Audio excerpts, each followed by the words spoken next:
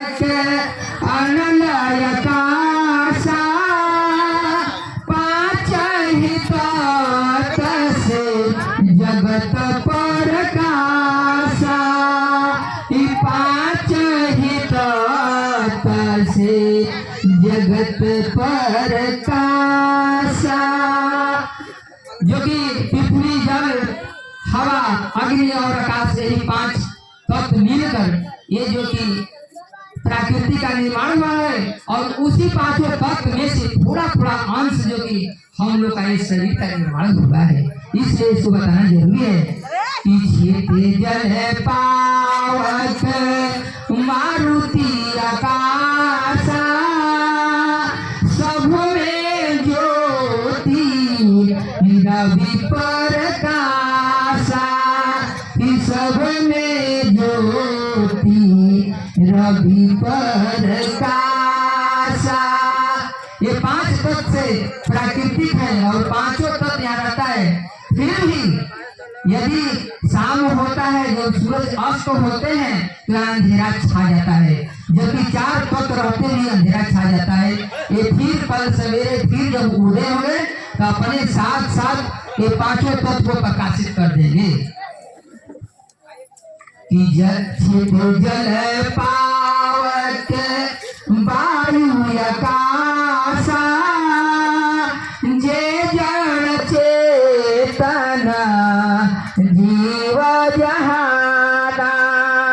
जे जड़ चेतना जीव जहाना। ये जो पांच तत्व का प्राकृतिक है और इसी में सारे जीव का निर्माण होता है।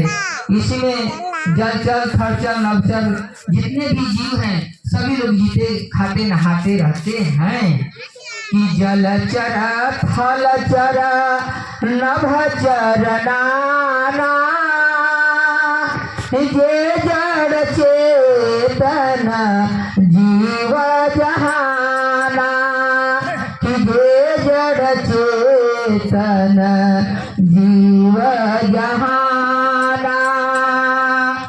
ये जो कि आपका जल में रहने वाला जो कि जीव होता है, फल माने पृथ्वी पर रहने वाला जीव होता है और रव माने आकाश में रहने वाला जीव होता है।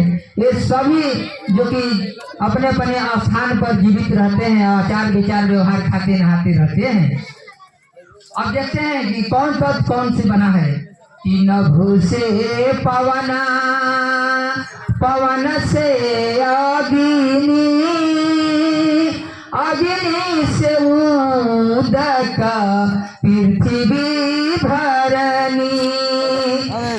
अग्नि से उदक पृथ्वी धरणी। ये जो कि नव माने आकाश से पवन का निर्माण होता है और पवन से अग्नि का निर्माण होता है और अग्नि से पानी और मट्टी यानी पृथ्वी का निर्माण हुआ है। आप लोग को पांच तत्व में प्रकृति के विषय में बताएं। अगर यहाँ समय का अभाव है, क्या बताऊं?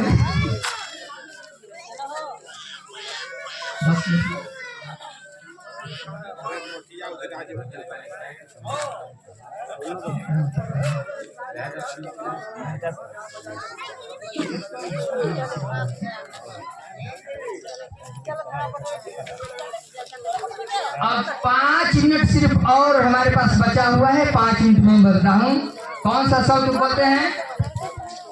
कि वेद पुराण गावे सब गाथा, माता पिता गुरु नाम ही माथा।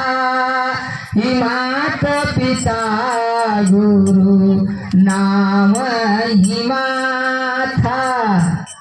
ये 4 वेद 6 7 18 पुराण गीता रामायण महाभारत में बताया गया है कि माता पिता गुरु का सर्वोपरि स्थान है।